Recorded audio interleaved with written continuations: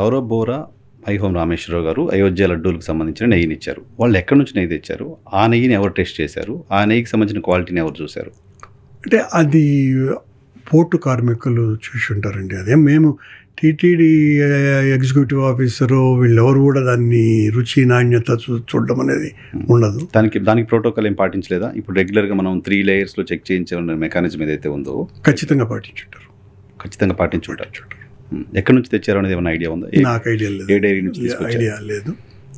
వాళ్ళు అది బోర్డు తీర్మానంలోనే ఉంది. వాళ్ళు ఇచ్చినారు నెయ్యిని స్వీకరిస్తారు. మనం అది కొనట్లేదు కాబట్టి పర్టికులర్గా ఎక్కడ ఏ రేటు అనవసరమైన విషయం కదా.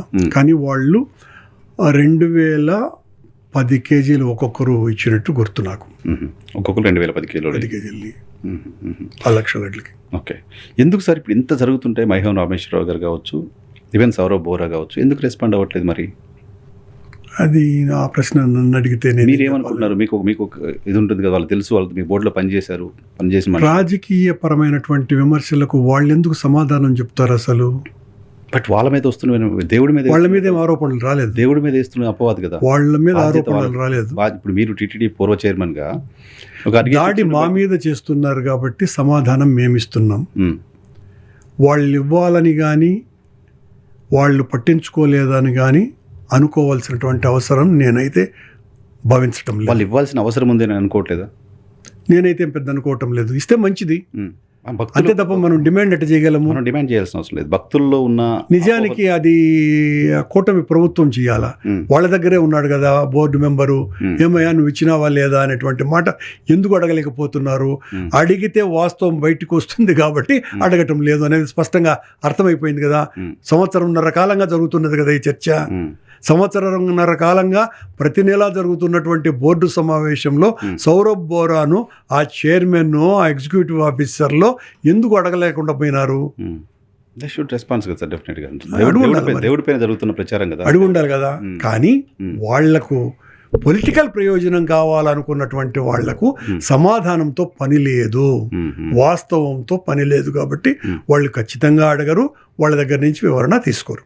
సో వాళ్ళు ఎలాగో అడగరు, వాళ్ళు ఎవరు రెస్పాండ్ కారు కాబట్టి వాళ్ళ పేర్లు వైసీపీకి సంబంధించిన నాయకులు చెప్తున్నారని అనుకోవడానికి సంబంధించిన అవకాశం లేదు.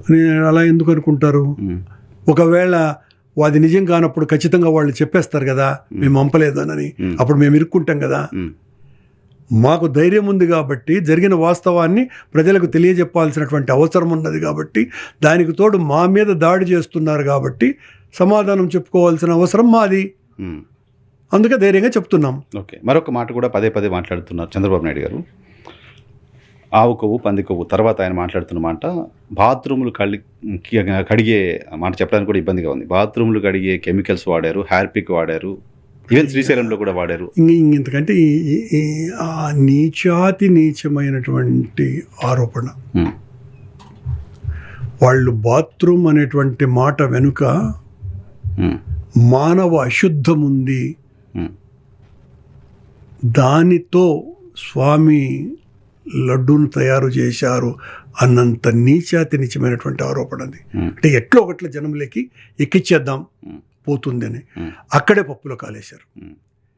ఎప్పుడు ఆ మాట అన్నారో ఒక్కసారిగా మొత్తం హిందూ సమాజం అంతా కూడా చంద్రబాబు గారు వాళ్ళ కూటమి వాళ్ళు చేసినటువంటి ఆ ప్రకటన, ఏది సిట్ తన నివేదికను సమర్పించిన తర్వాత ఈ బాత్రూములను కడిగేటువంటి కెమికల్స్ వాడినారు అన్న తర్వాతనే నేను అనుకోవటం చంద్రబాబు గారికి ఎక్కువ నష్టం జరిగింది అనుకుంటున్నాను.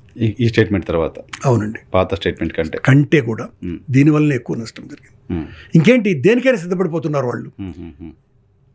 ఎట్లో ఒకటి జనంలో జగన్మోహన్ రెడ్డి గారిని హననం చేయాలన్న దానికి ఎంత నీచానికైనా ఒడిగడుతున్నారు కనుకనే దెబ్బతిన్నారు.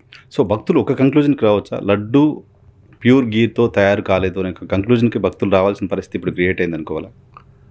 అలీనా ఎలా అనుకోగలమండి మనం ఇప్పుడు? ఎందుకంటే మీరు చెప్తున్నారు సిట్ చెప్పింది ఇది మన జంతువుల కొవ్వు లేదు అనేది సిట్ చెప్పింది అనేది ఒక వర్షన్ అయితే, సో వేరే ఏదో కెమికల్ కలిసింది, వేరేది వనస్పతి ఆయిలా లేకపోతే పామాయిలో కలిసింది అనేది సిట్ చెప్పింది అనేది ఒకటి. సరే, కోర్టు తేల్చాలి. కోర్టు తేల్చిన తర్వాత అది నిజమా కాదా తెలుస్తుంది. సిట్ కేవలం ఛార్జ్ షీట్ మాత్రమే అనుకోండి. సో ఏదో ఒకటైతే ఉంది. అది కోర్టులో జరిగేటువంటి విచారణలలో అది నిజమా కాదా అన్న విషయం తెలుస్తుంది. అది ఈ క్షణాన మనం చెప్పలేం. సో మీ పైన చేసిన అలిగేషన్ ఈవెన్ సిట్ కూడా తేల్చలేదు కాబట్టి మీకు క్లీన్ చిట్ వచ్చినట్టుగా భావిస్తున్నారు. 100% కదా. మమ్మల్ని దోషులుగా పేర్కొనలేదు. ప్లస్ వాళ్ళు చేసిన అలిగేషన్ నిజమని సిట్ ఎక్కడ చెప్పలేదు కదా.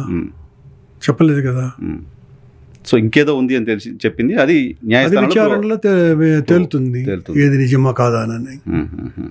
వెంకటేశ్వర స్వామికి పరమ భక్తుడిని. వెంకటేశ్వర స్వామి నా ప్రాణాలు కాపాడాడు. వెంకటేశ్వర స్వామి ఆ తిరునామాలు చూస్తూ పెరిగాను. నేను జుట్టిచ్చేవాడిని అక్కడ ప్రతి సంవత్సరం వెళ్ళి. ఇంత ప్రేమ, ఇంత అభిమానం, ఇంత భక్తి ఉన్న వెంకటేశ్వర స్వామి పైన భక్తి ఉన్న చంద్రబాబు నాయుడు గారు ఎందుకు వెంకటేశ్వర స్వామిని రాజకీయాల కోసం, జగన్మోహన్ రెడ్డిని ఇబ్బంది పెట్టుకోవడం కోసం వాడుకుంటారు అనుకుంటున్నారు? చంద్రబాబు నాయుడు గారు మా ఇలవేల్పు, మాకు ఆత్మ దైవము, రోజు మీరన్నట్టు రోజు చూస్తున్నాము అని అంటున్నారే. నాకు తెలిసి చంద్రబాబు గారిని నేను 55 సంవత్సరాలుగా నాకు తెలుసు. నేను తిరుపతి వాడిని. నేను 72 నుంచి రాజకీయాలలో ఉన్నా. అప్పుడు ఆయన నాకంటే పెద్దవాడు, యూనివర్సిటీ రాజకీయాలు నేర్పుతూ ఉండేవారు. అంతకుముందు ఆయన ఆర్ట్స్ కాలేజీలో చదివేటప్పుడు కూడా మా ఫస్ట్ కజిన్ ఒక అతని క్లాస్మేట్ అయినా, అప్పుడు కూడా నేను ఆయన్ను చూసి ఉన్నా. అప్పటి నుంచి 55 ఏళ్లలో ఒక్కసారి కూడా అంత పరమభక్తుడు ఎందుకు గుండు కొట్టుకోలేదే? ఒక్కసారి కూడా చెప్తున్నాడు, తలనీళ్ళు ఇచ్చేవాళ్ళం. ఒక్కసారి కూడా 55 ఏళ్ల కాలంలో నేనైతే చూడలేదు. ఒక్కసారి కూడా గుండు కొట్టలేదే? వెంకటేశ్వర స్వామి ఆలయానికి భక్తులు ఎవరైనా ఉంటే తమ జీవిత కాలంలో కనీసం అంటే 10 నుంచి 15 సార్లన్నా గుండు కొట్టుంటారు. చంద్రబాబు నాయుడు గారు ఎందుకు గుండు కొట్లా? అందం పోతుందనే, అందరినీ కాపాడుకోవటానికి. భక్తులే కాదు అని చెప్పదలుచుకున్నారు మీరు? భక్తి నేను అలా చెప్పనండి. మరి గుండు అందరూ చంద్రబాబు గారు భక్తుడు కాదు అని అంత అపవాదం నేను వెయ్యను. మీరే భక్తుడు, ఇంకెవరు భక్తుడు కాదు అన్నట్టుగా మాట్లాడితే మాత్రమే తప్పు అని అంటాను. మీరు ఒక్కరే భక్తులు కాదు, 100% మీరు భక్తులే. నేను కాదని లేను ఆ మాటను. అయితే నేను అట్లా పెరిగినా ఇట్లా పెరిగినా ఆయన్ని చూస్తూనే పెరిగినా. అంటే మనకు స్వామి పట్ల ఉన్నటువంటి భక్తి ఒకవైపున, ఆ భక్తి ముసుగులో రాజకీయం చేయటం మరోవైపున ఉండకూడదు. భక్తి ముసుగులో చేస్తున్న రాజకీయం ఇది ఖచ్చితంగా. జగన్మోహన్ రెడ్డి నేర్చుకోవడానికి ఇంకా చాలా ఉంటాయి కదా. ఓన్లీ తిరుమల లడ్డు అంశాన్ని ఎందుకు తీసుకొచ్చి ఉంటారని అనుకుంటున్నారు? మిగతావన్నింటినీ కూడా విఫల ప్రయత్నాలుగా మారుతున్నాయి. జగన్మోహన్ రెడ్డి గారి మీద ఏ అపవాదు వేసినా జనము పెద్ద నమ్మటం లేదు, జగను లెక్క చేయటం లేదు. వెంకటేశ్వర స్వామి మీదనే ప్రయోగిస్తే ప్రయోగం ఖచ్చితంగా జనం నమ్ముతారు.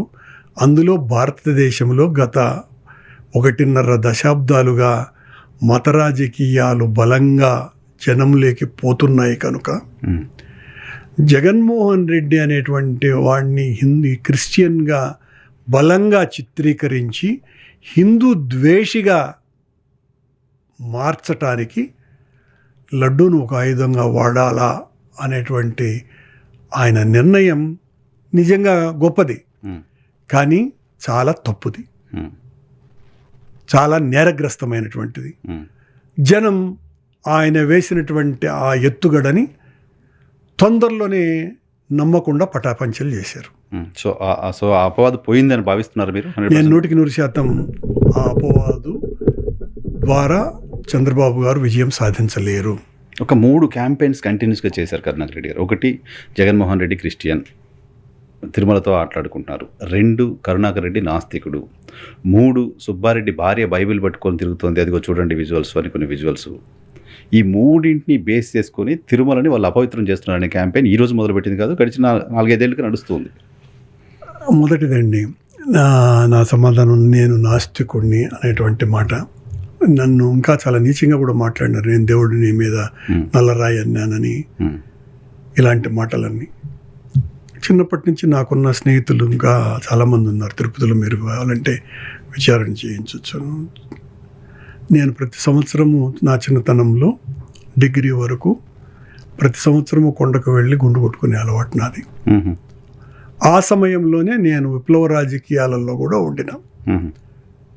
విప్లవ రాజకీయాలలో ఉన్నప్పుడు కూడా నేను ఏ రోజున నాస్తికవాదాన్ని నేను వినను లేదు, విప్లవ రాజకీయాలు నాకు చెప్పను లేదు. దేశ విముక్తి కోసమని పోరాడాలా అన్నటువంటి విషయాలే మాకు చెప్పినారే తప్ప భగవంతుడి మీద వ్యతిరేకకరమైనటువంటి మాటలు వాళ్ళు ఎప్పుడూ మాట్లాడాల. నేను దాదాపు ఒక 5-6 సంవత్సరాలు చాలా సీరియస్గా ఆ రాజకీయాలలో పనిచేసినటువంటి వాడిని. నేను నాస్తికుడిని కాదు. నేను వెంకటేశ్వర స్వామికి అపారమైనటువంటి భక్తుడిని. వీళ్ళే అంటూ ఉంటారు ఈ సోకాల్డ్ వ్యక్తులు, మేము అపార భక్తులము అని చెప్పుకునేవాళ్ళు. భగవంతుడి యొక్క కరుణ, కృప, కటాక్షం లేకపోతే వెంకటేశ్వర స్వామి క్షేత్రంలో పని చేయటానికి ఆయన అనుమతించడు అని. అది నిజం కదా? 100%. అది నిజమైనప్పుడు ఈ కరుణాకర్ రెడ్డిని ఆశీర్వదించినంతగా పాలక మండళ్ల చరిత్ర ప్రారంభమైనాక ఎవ్వరిని భగవంతుడు ఆశీర్వదించాల. 2 సార్లు చైర్మన్గా 3 సార్లు నేను భక్తుడిగా, ఐ మీన్ పాలక మండలి సభ్యుడిగా, 2 సార్లు చైర్మన్గా నాకు అవకాశం ఇచ్చాడు. ఎంతోమంది 2 సార్లు అయినారు, ఒక 3-4. కానీ వాళ్ళు ఎవరు పాలక మండలి సభ్యులుగా లేరు. కానీ నేను పాలక మండలి సభ్యులుగా కూడా ఉన్నాను. అంతకంటే నాకు ఇంకేం కావాలి? స్వామి ఆశీర్వదించకపోతే నేనెందుకు చేస్తా?